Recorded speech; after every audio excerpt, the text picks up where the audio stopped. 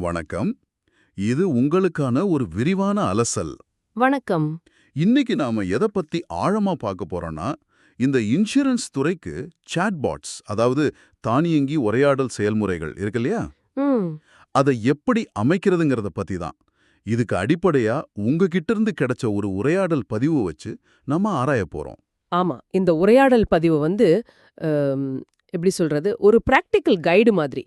Step by ஸ்டெப்பா எப்படி பண்றது? என்னென்ன சிக்கல் வரும்? என்ன டெக்னாலஜி யூஸ் பண்றாங்கன்னு நல்லா காட்டுது. கரெக்ட். தியரி இல்லாம செயல்முறை விளக்கம். நம்ம நோக்கமும் அதுதான். இந்த மாதிரி சாட்பாட்டை உருவாக்குறதுல இருக்கிற படிகளை சிம்பிளா புரிஞ்சுக்கணும். ம். இதுல டெக்னிக்கல் விஷயமும் இருக்கு, கண்டென்ட் எப்படி உருவாக்குறதுங்கிற உத்தியும் இருக்கு. ரெண்டும் கலந்து வர்றதுதான் இதுல சுவாரஸ்யம். சரி, முதல் விஷயத்துக்கு போலாமா? போலாம். முதல்ல அந்த பேசிக் செட்டப். ஒரு குறிப்பிட்ட நம்பருக்கு, அதாவது இந்த 9840331057ங்கிற நம்பருக்கு ஆமா. வேணும் ஒன்னு அப்படின்னு ஒரு மெசேஜ் அனுப்புனா ஒரு யூடியூப் லிங்க் பதிலா வருது. இதுதான் முதல் ஸ்டெப் இல்லையா? ஆமாமா. இதுதான் அந்த ட்ரிகர் ரெஸ்பான்ஸ் சிஸ்டம். பயனர் என்ன குடுத்தா பாட் என்ன பதில் சொல்லணும்னு நம்ம செட் பண்றது. அந்த உரையாடல்ல கூட அது ஒரு மந்திரம் மாதிரி சொல்றாங்க. ஆமா. அந்த அளவுக்கு அது முக்கியம் போல. அந்த நம்பரும் அந்த வார்த்தையும். அதே நேரம் கொஞ்சம் ஃப்ளெக்சிபிலிட்டியும் இருக்குன்னு சொல்றாங்க. ஸ்ட்ரிங் மேட்சிங் அப்படின்னு ஒன்று யூஸ் பண்றாங்களா? ஆமா. அதாவது பயனர் அனுப்புற வரியில அந்த வார்த்தை இருக்கான்னு பாக்குறது. வேணும் ஒண்ணுன்னு முழுசா டைப் பண்ணனாலும் பரவாயில்ல. ஓ, அப்போ வி இல்ல பீன்னு டைப் பண்ணா கூட அது ட்ரிகர் ஆகும்னு சொல்றாங்களா? டெக்னிக்கலா அது சாத்தியம்தான். ஆனா அங்கேயே ஒரு எச்சரிக்கையும் சொல்றாங்க பாருங்க. என்னன்னு? ரொம்ப நிறைய ஆப்ஷன்ஸ் கொடுத்தா மக்களை குழக்கிடும்னு. மக்களை நீங்க குழப்பாதீங்க, வேணும் ஒண்ணுன்னு நீங்க சொல்றது மட்டும் செஞ்சா போதும்னு சொல்றாங்க. ஆமா ஆமா, அதுவும் சரிதான். மார்க்கெட்டிங் பார்வையில பார்த்தா சிம்பிளா தெளிவா இருந்தாதான் யூசருக்கு ஈஸி. கரெக்ட். யூசர் எக்ஸ்பீரியன்ஸ் முக்கியம். அப்புறம் இந்த ஃப்ளோலாம் செட் பண்றதுக்கு கோடிங் தேவையில்லைங்கிற மாதிரி ஒரு விஷுவல் இன்டர்ஃபேஸ் பத்தியும் பேசுறாங்களே. ஆமா, அது இப்போ நிறைய சாட்பாட் பிளாட்ஃபார்ம்ல இருக்கு. டிராக் அண்ட் டிராப் மாதிரி பெட்டிகளை இணைக்கிறது, தேவையில்லாததை நீக்கிறது, ஒரு ஃப்ளோ சார்ட் வரைகிற மாதிரி. ஓ சரி சரி, அப்போ டெக்னிக்கல் ஸ்கில் அதிகம் இல்லாதவங்க கூட பண்ண முடியும். நிச்சயமா. அது நேரத்தையும் மிச்சப்படுத்தும். அடுத்ததா ஒரு குறிப்பிட்ட இன்சூரன்ஸ் ஃப்ளோ பத்தி பேசுறாங்க. அதாவது ஹாய்னு அனுப்புனா ஒரு ஃப்ளோ ஸ்டார்ட் ஆகுமா? ஆமா, அது ஏற்கனவே இருக்குன்னு சொல்றாங்க. அது எப்படி வேலை செய்யுது? அது முதல்ல ஒரு வரவேற்பு செய்தி வரும். அப்புறம் பிறந்த தேதி, உயரம், எடை இந்த மாதிரி விவரங்களை கேக்கும். ம், அத வச்சு அவருக்கு பொருத்தமான இன்சூரன்ஸ் திட்டங்களை காட்டும். இதுல கோயம்புத்தூர்ல இருந்து ஒரு பெண்மணி உதவி செஞ்சதாகவும் சொல்றாங்க. ஒரு டீம் ஒர்க் மாதிரி தெரியுது. ஆமா. இதுல எனக்கு ரொம்ப பிடிச்ச ஒரு ஐடியா என்னன்னா, சொல்லுங்க. இந்த ஹெல்த் இன்சூரன்ஸுக்காக செஞ்ச ஒரு ஃப்ளோ இருக்கு இல்லையா, ஆமா. அதையே அப்படியே காப்பி பண்ணி சின்ன சின்ன மாற்றங்கள் செஞ்சு ஃபயர் இன்சூரன்ஸ் இல்லனா மோட்டார் இன்சூரன்ஸ்க்கும் பயன்படுத்தலாம்னு சொல்றாங்க. கரெக்ட். அதுதான் ஸ்மார்ட்டான வழி. அந்த உரையாடல்ல கூட சொல்றாங்க பாருங்க, டூப்ளிகேட் எடுத்துட்டு என்னென்ன வார்த்தை இடத்துல உங்களுக்கு என்னென்ன கொடுக்க போறோம் அதை எடுத்து காப்பி, அப்படியே காப்பி காப்பி காப்பி பேஸ்ட் பண்ணின்னு. அப்போ ரொம்ப ஈஸியா இருக்குமே. ஈஸி மட்டும் இல்ல, ரொம்ப எஃபிஷியன்ட். ஏன்னா அடிப்படை லாஜிக் ஒண்ணுதான். தகவல் வாங்குறது, ஆப்ஷன் கொடுக்கறது. என்ன இன்சூரன்ஸோ அதுக்கேத்த மாதிரி கண்டென்ட் மட்டும் மாறும். அதாவது கேள்விகளும் பதில்களும் மட்டும் மாறும். மத்தபடி அந்த ஃப்ளோவோட அமைப்பு ஒன்னேதான். ஆமா, ஒரு டெம்ப்ளேட் மாதிரி வச்சுக்கலாம். ஹெல்த், கார், தீ விபத்துன்னு எதுக்கு வேணாலும் கண்டென்ட்டை மட்டும் மாத்தி யூஸ் பண்ணிக்கலாம். இது பெரிய ப்ராஜெக்ட்ல நேரத்தை ரொம்ப மிச்சப்படுத்தும். புரியுது. அந்த விஷுவல் இன்டர்ஃபேஸ்ல ஒரு ஸ்டெப்புக்கும் அடுத்த ஸ்டெப்புக்கும் சரியா கனெக்ட் பண்றத பத்தியும் பேசுறாங்க. அந்த முனைகளை இணைக்கிறது. ஆமா, நோட்ஸ் ஜாயின் பண்றது. அது எதுக்குன்னு கூட ஒருத்தர் கேக்குறாரு, கண்டினியூவேஷன் வரத்துக்காகவா அப்படின்னு. கரெக்ட். அந்த இணைப்புகள் தான் உரையாடல் எப்படி போகணும்னு முடிவு பண்ணுது. ஒரு கேள்வி கேட்டதும் அடுத்த கேள்விக்கு சரியா போகுதா இல்ல வேற எங்கேயாவது போகுதான்னு அதுதான் கண்ட்ரோல் பண்ணும். சரி சரி, அப்போ ஸ்ட்ரக்சர் ரெடி, அடுத்து கண்டென்ட் வேணும் இல்லையா? ஆமா. அதுக்கு ஏஐ யூஸ் பண்றத பத்தி பேசுறாங்க. சாட் ஜிபிடி இல்லனா ஜெமினி மாதிரி டூல்ஸ் யூஸ் பண்ணி FAQ, அதாவது அடிக்கடி கேட்கிற கேள்விகள்லாம் ரெடி பண்றாங்களாம். ஆமா, இது இப்ப ரொம்ப காமன் ஆகிடுச்சு. உதாரணமா ஹெல்த் இன்சூரன்ஸ் பத்தி மக்களுக்கு என்னென்ன சந்தேகம் வரும், அதுக்கு என்ன பதில்னு ஏஐ கிட்டே கேக்குறாங்க. அதுக்கு ஒரு ப்ராம்ப்ட் கூட கொடுத்திருக்காங்க பாருங்க. ஹெல்த் இன்சூரன்ஸ் சம்பந்தமான மக்கள் அடிக்கடி கேட்கக்கூடிய கேள்விகளும் பதில்களும் எனக்கு தமிழில் சிறந்த விளக்கத்துடன் தருகன்னு. ஆமா, தெளிவா கேட்டிருக்காங்க. இது மூலமா என்னென்ன கேள்விகள்லாம் வந்திருக்குன்னு கூட லிஸ்ட் பண்றாங்க. கவரேஜ்னா என்ன, ப்ரீ எக்ஸிஸ்டிங் டிசீஸ் கவர் ஆகுமா, கிளைம் எப்படி பண்றது, கேஷ்லெஸ்னா என்ன, போர்ட்டபிலிட்டி, டாக்ஸ் பெனிஃபிட், கோபேமெண்ட், இப்படி நிறையா.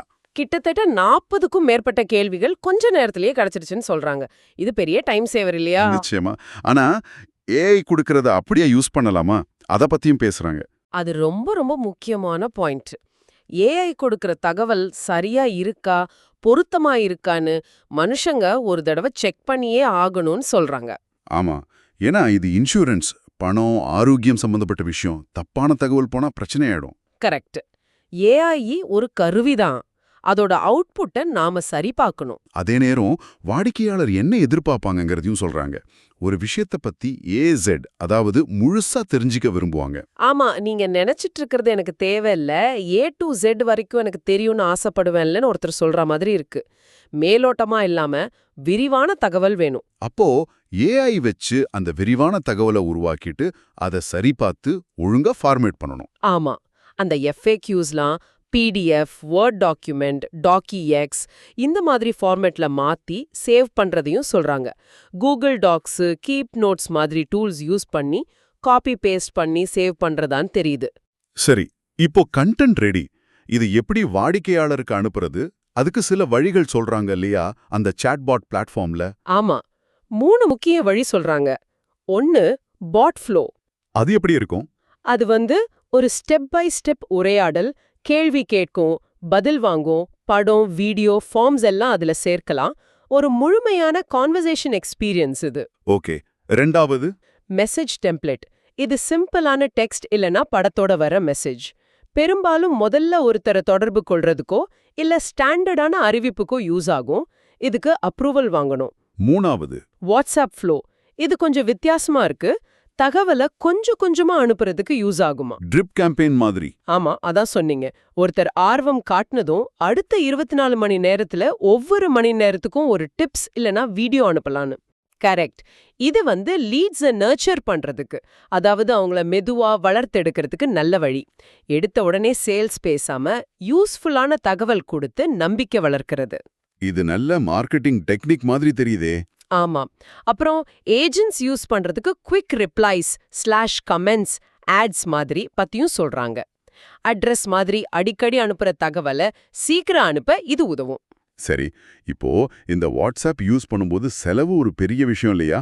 அந்த 24 மணி நேர விண்டோ பத்தி பேசுறாங்களே, அது என்னது? ஆமா, இது ரொம்ப முக்கியம். வாட்ஸ்அப் APIல ஒரு யூசர் உங்களுக்கு முதல்ல மெசேஜ் அனுப்புனா ஹாய் சொல்லியோ இல்ல ஒரு கேள்வி கேட்டோம், அந்த உரையாடல் ஆரம்பிக்குது. அதுக்கப்புறம் அடுத்த 24 மணி நேரத்துக்கு நீங்க அவருக்கு அனுப்புற மெசேஜ்லாம் ஒண்ணு இலவசம் இல்லனா ரொம்ப கம்மி காசு. இதுக்கு பேரு உரையாடல் அடிப்படையிலான விலை. ஓ, அப்போ ஒரு கான்வர்சேஷனுக்கு தான் காசு, ஒவ்வொரு மெசேஜுக்கும் இல்ல. ஆமா, அந்த 24 மணி நேரத்துக்குள்ள. ஆனா நீங்களா ஒரு யூசருக்கு முதல்ல மெசேஜ் அனுப்புனா, அதுவும் மார்க்கெட்டிங் மெசேஜ் மாதிரி இருந்தா அதுக்கு காசு ஜாஸ்தி. ஆமா, அதுக்கு ஒரு மெசேஜுக்கு 70-80 பைசா ஆகும்னு சொல்றாங்க. நிறைய பேருக்கு அனுப்புனா பெரிய செலவாகும். அப்போ இந்த வித்தியாசத்தை புரிஞ்சுக்கணும். யூசர் ஆரம்பிச்சா ஒரு ரேட்டு, நாம ஆரம்பிச்சா வேற ரேட்டு. கரெக்ட். அந்த உரையாடல்ல கூட சொல்றாங்க, 24 hours விண்டோல இருக்கிறப்ப காசு கிடையாது, ஓப்பன்ல இருந்தா காசு கிடையாதுன்னு. அந்த ஓப்பனுங்கிறது யூசர் ஆரம்பிச்ச கான்வர்சேஷன். அப்போ காசை குறைக்க என்ன வழி? யூசரையே முதல்ல பேச வைக்கணுமா? அதேதான். அதான் அந்த வார்ம் அப் பண்ற டெக்னிக்.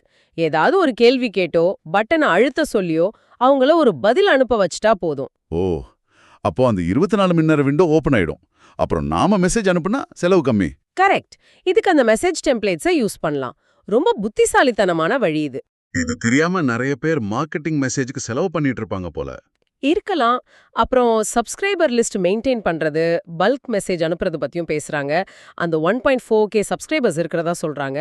இந்த 24 மணி நேர ரூலை சரியா யூஸ் பண்ணா பல்க் மெசேஜ் செலவையும் குறைக்கலாம். சரி, இவ்வளவு விஷயங்கள் பார்த்திருக்கோம். இதுல இருந்து நாம முக்கியமா எடுத்துக்க வேண்டியது என்னன்னு தொகுத்து சொல்லுங்களேன். முதல்ல இந்த மாதிரி சாட்பாட் ஃப்ளோவை உருவாக்க ஒரு சிஸ்டமேட்டிக் அப்ரோச் வேணும். ட்ரிகர், ஃப்ளோ டிசைன், AI வச்சு கண்டென்ட் ரெடி பண்றது, ஆனா அதை வெரிஃபை பண்றது. ஆமா. அப்புறம் அந்த மெசேஜ் டைப்ஸ், பாட் ஃப்ளோ, டெம்ப்ளேட், வாட்ஸ்அப் ஃப்ளோ எதை எப்ப யூஸ் பண்ணணும்னு தெரியணும். கரெக்ட். அப்புறம் முக்கியமா அந்த வாட்ஸ்அப் 24 hours விதி, அதை புரிஞ்சுக்கிட்டு வேலை செஞ்சா செலவை குறைக்கலாம். சரிதான். இதுல சுவாரஸ்யமான விஷயம் என்னன்னா, இன்சூரன்ஸ் மாதிரி நிறைய தகவல் தேவைப்படுற பிசினஸ்க்கு இந்த ஆட்டோமேஷன் பெரிய உதவியா இருக்கும். நேரத்தை மிச்சப்படுத்தும், 24/7 சப்போர்ட் மாதிரி இருக்கும். ஆனா ஆனா சும்மா டூல் வாங்கி வச்சா பத்தாது. நல்லா பிளான் பண்ணணும், கண்டென்ட் ஸ்ட்ராட்டஜி வேணும், செலவை கவனிக்கணும், அப்பப்போ அப்டேட் பண்ணணும். எப்படி திறமையா யூஸ் பண்றோங்கிறதுல தான் வெற்றியே இருக்கு. ரொம்ப கரெக்டா சொன்னீங்க. இது ஒரு முக்கியமான கேள்வியை எழுப்புது இல்லையா? இந்த உரையாடலை வச்சு யோசிச்சா சொல்லுங்க. இன்சூரன்ஸ்லயே இந்த அளவுக்கு ஆட்டோமேஷன் சாத்தியம்னா, இதே மாதிரி ஃபைனான்ஷியல் அட்வைஸ், ரியல் எஸ்டேட், கல்வி மாதிரி மத்த துறைகள்ல கஸ்டமர் எதிர்பார்ப்பு எப்படி மாறும்னு நினைக்கிறீங்க? நிச்சயமா மாறும். உடனடி பதில், பர்சனலைஸ்ட் தகவல்னு எதிர்பார்ப்பு அதிகமாகும். அதே சமயம் மனுஷங்களோட அந்த நேரடி தொடர்பு இல்லாம போயிடாம இந்த டெக்னாலஜி மூலமா பர்சனலைசேஷனை இன்னும் எந்த அளவுக்கு கொண்டு போக முடியும்? ஒரு எல்லை இருக்குமா? இது பத்தி நீங்க என்ன நினைக்கிறீங்க? அது ஒரு நல்ல கேள்வி. டெக்னாலஜிக்கும் மனித தொடர்புக்கும் நடுவுல ஒரு சமநிலையை கண்டுபிடிக்கிறது தான் சவால். யோசிக்க வேண்டிய விஷயம்தான். சரி, இந்த விரிவான அலசல்ல எங்களோட இணைஞ்சு கேட்டவங்களுக்கு நன்றி. நன்றி.